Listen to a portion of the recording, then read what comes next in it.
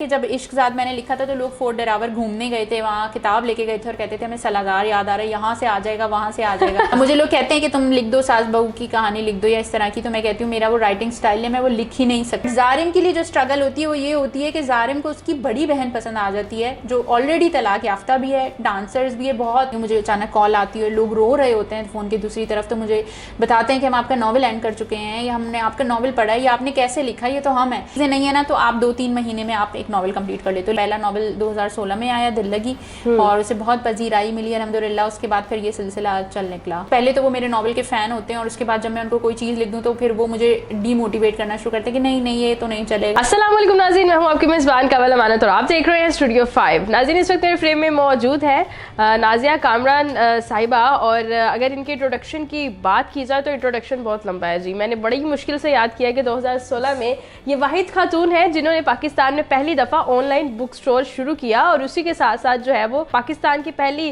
Science fiction writer भी है। इनसे जानते हैं कि जो इन्होंने नॉवेल्स लिखे हैं जिसमें मनगुंजल, इश्कजाद, मकली, दिल लगी जो है वो तकरीबन ये 5 से 6 नॉवेल्स जो है वो इस वक्त पब्लिश करवा चुकी हैं, खुद लिखती हैं इनको। और अगर इनकी अचीवमेंट्स की बात की जाए तो इस फील्ड से रिलेटेड इतनी सारी इनकी अचीवमेंट्स है कि इन्होंने सिर्फ खुद का नहीं सोचा, जो राइटिंग से दिलचस्पी रखते हैं, जो अदब से दिलचस्पी रखते हैं, उनको भी प्लेटफॉर्म प्रोवाइड किया और पूरे पाकिस्तान से बहुत सारे स्टूडेंट्स ने इनसे बहुत कुछ सीखा भी है और इसमें आगे प्रोसीड कर रहे हैं। और क्या क्या अचीवमेंट्स है बाकी सारी चीज़ें इनसे ही जानते हैं। मेरे साथ रहिएगा। अस्सलाम वालेकुम। वालेकुम अस्सलाम। कैसी हैं मैम आप? अल्हम्दुलिल्लाह, आप कैसी हैं? अल्लाह का करम। मैम बहुत शुक्रिया आपके कीमती वक्त का। मुझे तो सिर्फ ये 2 चीज़ें ही याद रह पाई हैं, लेकिन मैंने सुना है कि आपके फॉलोअर्स बड़े ज़्यादा हैं और आप कराची में कोई इवेंट वगैरह भी करवाती हैं अदब के रिलेटेड, लोग आपसे सीखते हैं। क्या इसका सिनेरियो है?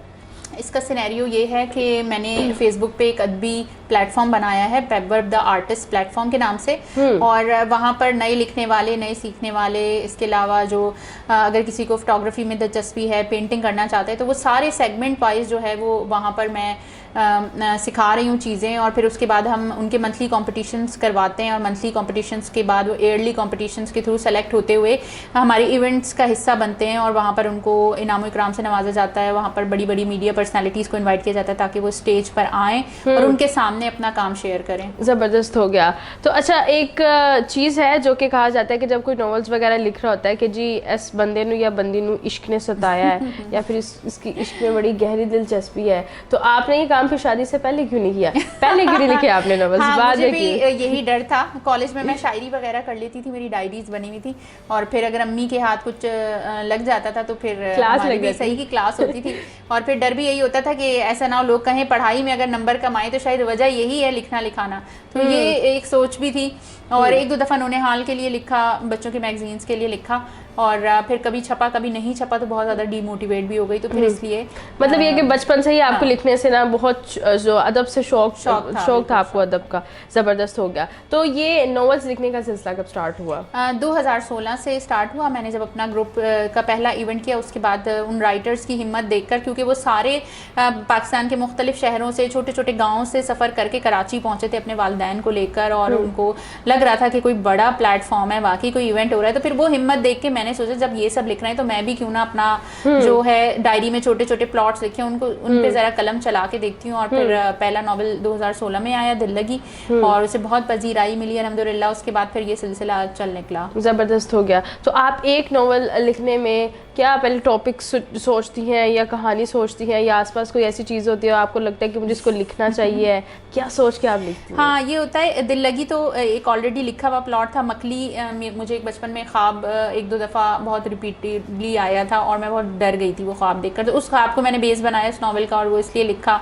इश्कजाद, एक बार लाहौर में बारिश के दौरान एक अंधेरी गली से गुजरते हुए अचानक ये आइडिया आया। तो ये एक ऐसी चीज़ें हैं जो आपके जहन में खुद ब खुद आ जाती हैं। बरमूदा पे मैं कहूँगी कि ये आमद होती है। हाँ, आमद होती है बिल्कुल। और जो क्रिएटिव लोग हैं वो मेरी बात से इत्तेफाक करेंगे, जो तख्लीकी लोग हैं ना उनको अंदाज़ा होगा कि ये कैसे होता है। बरमूदा पे मैं लिखना चाहती थी, खुद बहुत बड़ी मिस्ट्री है। मनगुंजल का मैं कहती हूँ कि जारिम जिब्रान जो है ना हम सबके अंदर रहता है, उसने मुझसे ज़बरदस्ती ये नॉवल लिखवाया है कि मुझे भी लिखो, मुझे भी लिखो। एक नॉवल आप कितने अर्सा में लिख लेती हैं? देखें, अगर आपके पास जहन बहुत अच्छी हालत में मौजूद है और कोई बाहर की टेंशन परेशानी नहीं है, घर में कोई मसले मसाइल नहीं है, कोई कभी होता है मेहमान आ जाते हैं, कभी कुछ, तो अगर वो चीज़ें नहीं है ना, तो आप 2-3 महीने में आप एक नॉवल कंप्लीट कर लेते हो। लेकिन समटाइम्स ये 6 से 8 महीने और 9 महीने भी लग जाते हैं। You did ACCA right? तो लोग कहते नहीं यार ACCA करके आप जो है वो किताब नॉवेल्स लिखने बैठ गए हैं, लोगों की बड़ा ना आम सा जुमला होता है। हाँ, ये चीज़ ना असल में एक तो मैं प्रैक्टिस में नहीं रही, एक प्रोफेशनल आपने स्टडी किया और उसके बाद फिर सेकेंडली ये चीज़ हुई थी कि जब ACCA मैं कर रही थी, मेरे फादर की डेथ हुई, तो मैंने स्टडीज़ को बीच से खैर बात कह दिया था।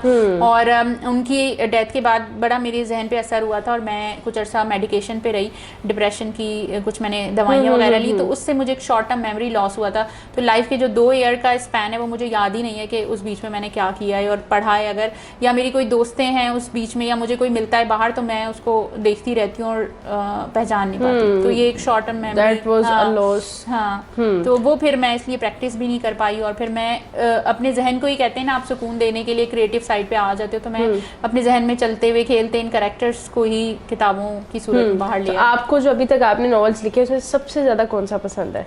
मुझे एक तो बरमुदा ट्रायंगल बहुत पसंद है क्योंकि इसमें बहुत ज़्यादा रिसर्च है, बहुत ज़्यादा इसमें मैंने रिसर्च की है। इसके बाद इश्क ज़ात बहुत पसंद है क्योंकि इश्क ज़ात में आपका क्या फेवरेट पार्ट है? एक जिन की कहानी है जिसका कबीला है, और फोर्ट डेरावर को मैंने चूज़ किया था। पाकिस्तान की एक बहुत मशहूर एक हिस्टोरिकल साइट है, और मैं इसी तरह लिखती हूँ कि जब हम एहराम मिस्र में वो देखते हैं कि ममीज़ उठ रही हैं और लड़ रहे हैं लोग उनसे और कहानियाँ बन रही हैं, तो मैं सोचती थी कि मेरे नावल पे अगर कभी कहानियाँ बने तो पाकिस्तान की ही कुछ ऐसे मकामात को हाईलाइट करती हूँ कि लोग इन पे। और ऐसा होता है कि जब इश्क ज़ात मैंने लिखा था तो लोग फोर्ट डेरावर घूमने गए थे, वहाँ किताब लेके गए थे और कहते थे हमें सलागार याद आ रहा है, यहाँ से आ जाएगा, वहाँ से आ जाएगा। तो ये अच्छा। होता था। फिर मकली जब लिखा था तो मकली के कब्रिस्तान जाते थे और वहाँ मकली के कब्रिस्तान में खड़े होकर तस्वीर खिंचवाते थे कि कहाँ है विल, कहाँ है हारून, और मकली ना आ जाए, और इस तरह से मैंने डेवलप किया था। तो जबरदस्त हो गया। अच्छा, बहुत सारी चीज़ें ऐसी होती हैं कि जो अदब से जो वास्ता होता है जिन लोगों का, और वो मतलब उनका ये होता है कि उनको क्रेडिट बहुत कम मिलता है। तो आप भी क्या इस चीज़ से गुजर रही हैं कि लोग क्रेडिट बहुत कम देते हैं? हाँ, मेरे साथ 1-2 दफ़ा ऐसा हुआ कि मैंने लोगों को कुछ चीज़ें लिख कर दी हैं और वो उनको बहुत पजीराई भी मिली है, बट मेरा कहीं नाम नहीं आया। और ये चीज़ है, बहुत ज़्यादा कॉमन है। दूसरा ये कि जिन चीज़ों पे मैं काम कर रही हूँ, समटाइम्स ऐसा होता है कि लोग मुझे अप्रोच करते हैं, और मैं कभी कभी मुझे लगता है वो जानबूझ के ये करते हैं कि पहले तो वो मेरे नावल के फ़ैन होते हैं और उसके बाद जब मैं उनको कोई चीज़ लिख दूँ तो फिर वो मुझे डीमोटिवेट करना शुरू करते हैं कि नहीं नहीं ये तो नहीं चलेगा, ये तो नहीं, हम इसमें तो मज़ीद बेहतरी होनी चाहिए। जबकि बाहर जो लोग हैं, बाहर जो स्ट्रेंजर्स हैं, जो मेरे रीडर्स हैं, वो मुझे बताते हैं कि मेरे नावल की क्या वर्थ है। ज़बरदस्त, बिल्कुल ऐसे ही है। तो क्या देखती हैं आपकी इसमें, कैसे आगे फर्दर प्रोसीड करना है, और क्या एक जो है वो आपने इमेज क्रिएट की है कि मुझे ये गोल अचीव करना है इसमें? हाँ, अब मेरा तो एक ही गोल है कि मुझे अपने नावल को इंटरनेशनल या नेशनल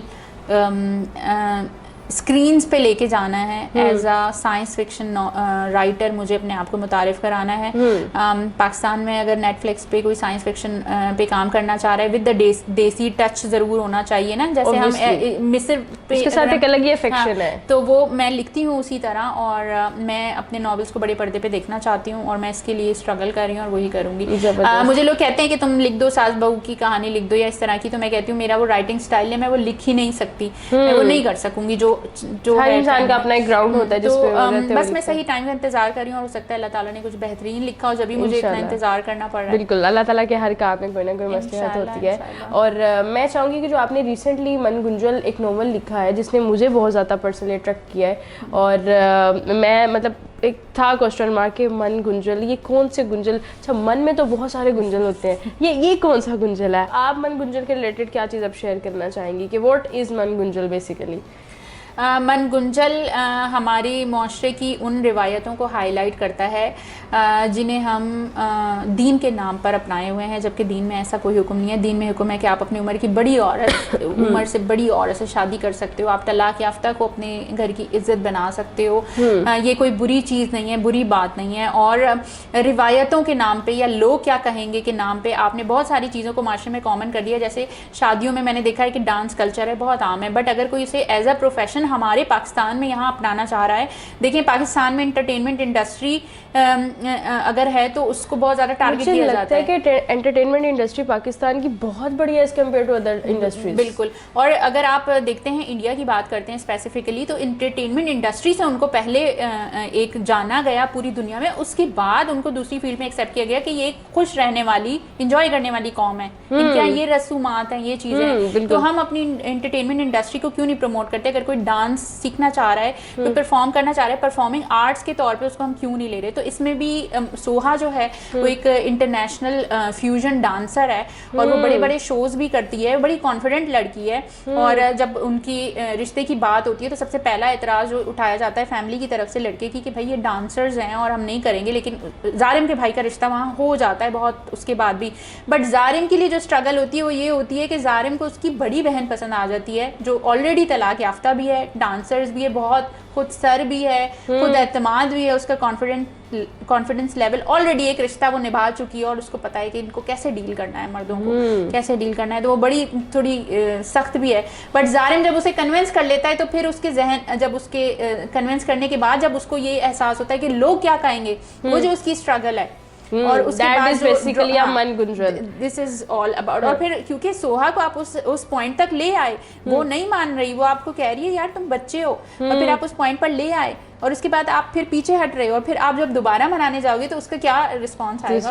तो this is a question mark जिसके बाद सब कहेंगे कि जी अच्छा इसका क्या हुआ होगा। वो जो क्वेश्चन मार्क अब लगा दिया ना हमने, वो सबको पढ़ना पड़ेगा। जबरदस्त हो गया। आई वांट टू सजेस्ट कि मैं तो मन गुंजल को भाई पढ़ने वाली हूँ। मैं कहूँगी कि आप मन गुंजल की ना वो पढ़े और इनकी सारी सीरीज भी पढ़े। इन्होंने जो भी नॉवेल्स लिखे हैं, मैं ऑब्वियसली साथ में जो है वो पिक्चर्स वगैरह ऐड करूँगी और डिस्क्रिप्शन में इनके नाम भी दूंगी ताकि आप इनसे मुस्तफीद हो सके, अपनी ज़िंदगी को थोड़ा सा एक अलग जाविये से देखें। बेसिकली हम चीज़ों से गुजर रहे होते हैं लेकिन हम लोग उस चीज़ को फील नहीं कर रहे थे। हम ये समझते हैं कि यार ये फजूलियात है, लेकिन ये फजूल नहीं है। ये आपको ज़िंदगी जीने का आई थिंक सो ढंग देती है, रंग देती है। आपको लगता है यार हम रिलेट करते हैं और एक इंसानी एक जज्बा भी डेवलप होता है। आप अपने शोहर से ज़्यादा प्यार करना शुरू कर देंगे। जो है शोहर है वो अपनी बीवी से ज़्यादा मतलब उसको उसी में ढूंढेगा ना जो उसके आसपास है। अच्छा मुझे इतना एक्सपीरियंस नहीं है लेकिन आई कैन, मतलब मैं ये चीज़ फील कर सकती हूँ। तो क्या कहेंगी आप बाकी अपने नॉवेल्स के बारे में, कोई ऐसी चीज़ जो आप शेयर करना चाहें देखने वाले नाज़रीन से? बस मैं यही कहना चाहूँगी कि मेरे हर नॉवल में कोई ना कोई मैसेज छुपा हुआ है। उस नॉवल में आप छुपे हुए हैं। आप क्या फील करते हैं बहैसियत इंसान, मेरे नॉवल को लोग खुद से क्यों रिलेट करते हैं। और मेरे नॉवल पढ़ते हुए कभी मैं कहीं बाहर घूम रही हूँ, मुझे अचानक कॉल आती है, लोग रो रहे होते हैं फ़ोन की दूसरी तरफ, तो मुझे बताते हैं कि हम आपका नॉवल एंड कर चुके हैं या हमने आपका नॉवल पढ़ा है या आपने कैसे लिखा, ये तो हम हैं। तो होता है कि मैंने बड़े रियलिटी बेस्ड नॉवल लिखे हैं जो मुझ पर लाइफ में गुजरी, जो मैंने एक्सपीरियंस किया, उसको मैं खुद पे पहले तारीफ करती हूँ किसी करैक्टर को। और मैं ये सोचती हूँ कि अगर जारिम को दुख हो रहा है या परेशानी हो रही है, सलाजार किसी बात पर उदास है या परेशान है, तो वो मेरे रीडर्स को कैसे फील करना है, तो मैं खुद उसको अपने ऊपर तारी करके कई दिन उस फेज़ में रह जाती हूँ, मैं रोती भी हूँ और फिर मैं उसको लिखती हूँ और तब जाके वो लोगों की आंखों से आंसू निकाल ही लेकर आ जाते हैं। मतलब आप पूरा उसके ऊपर जब तारीफ करती हैं तो वो फिर मतलब दिन रात आप उसी सिचुएशन में? हाँ, वो मेरे घर में इस बात पे बड़ी बहस होती है कि तुम सलाजार बन गई हो। ये नॉवेल कब खत्म होगा, कब लिखना खत्म करोगी। इवन मेरी खाला आई हुई थी जब मैं मन गुंजल लिख रही थी, तो जारिम पे वो जब टफ फेज आया तो उन डेज में वो यहाँ पर थी, तो 2-3 दिन वो मुझे देखती रही और उसके बाद उन्होंने मुझे बोला कि तुम ठीक हो, तुम्हारे साथ कोई परेशानी है। कामरान ने मेरे हस्बैंड का नाम लिया कि कुछ कहा है, मैंने कहा जारिम, मैं जारिम हूँ, 2-3 दिन में ठीक हो जाऊंगी। जबरदस्त हो गया। ये चीज़ होती है, ऑब्वियसली होती है। क्या कहेंगे आखिर में आप देखने वाले ऑडियंस को? बस ये कहूँगी कि नॉवल ख़रीद कर पढ़ें।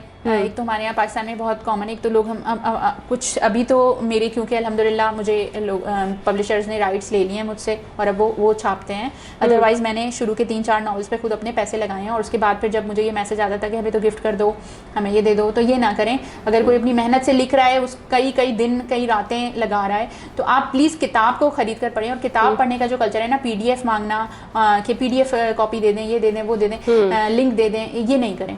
किताब को ख़रीद के पढ़ें, इससे आपके बच्चों को भी आइडिया होगा आप क्या पढ़ रहे हो। मेरे नॉवेल्स तो ऐसे हैं जो टीनेजर्स में भी मशहूर हैं, क्योंकि इसमें कोई ऐसी बात नहीं होती है, आपको एक सबक ही मिलता है आखिर में। साइंस फिक्शन अगर आपके बच्चे को पढ़ना है, शौक है, दूसरी कायनातों के बारे में जानने का शौक है, तो मेरे नॉवेल्स उनको दें, लेकिन ख़रीद के पढ़ें। खरीद के पढ़े, बिल्कुल ऐसे ही। अच्छा, last but not the least, कि आपके ग्रुप को कैसे ज्वाइन किया जा सकता है? फेसबुक पे मेरा ग्रुप है PABWRP, पेबवर्ब द आर्टिस्ट प्लेटफॉर्म के नाम से आपने सर्च बार में लिखना है, वो आ जाएगा टॉप पर, आपने उसको रिक्वेस्ट भेजनी है और हम एक्सेप्ट कर लेंगे। हम पूछते हैं आप किसके रेफरेंस से आए, तो आपने कमल का नाम लेना है। Thank you so much for your precious time. हमारे साथ मौजूद थी नाजिया कामरान साहिबा और माशाल्लाह से बड़ी अच्छी गुफ्तगू हुई और बड़ा अच्छा है, दिल को एक सुकून सा मिलता है जब आप अदब से जिन लोगों का वास्ता होता है उनसे मिलते हैं और आपको लगता है कि कहीं ना कहीं ना वो हमारे हमदर्द हैं, लाइक वो हमारा दर्द समझ सकते हैं, ये फील आती है।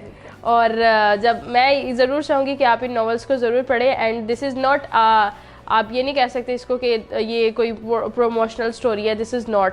बहुत सारी ऐसी होती हैं वीडियोस जो हम लोग खुद बुला रहे हैं लोग कि अच्छा ये कर ले, लेकिन ऐसी बात नहीं है। मैं इनके पास खुद आई और मुझे लगा कि शायद हम सबको कुछ ना कुछ सीखने की ज़रूरत है और इनको पढ़ने की ज़रूरत है, थोड़ा सा एक गैप की ज़रूरत है हमारी ज़िंदगी में और हमें खुद को थोड़ा वक्त देना चाहिए, इनको थोड़ा वक्त देना चाहिए ताकि हम ज़िंदगी को और गहराई से समझ सकें और जान सकें कि what is the real mission of our life.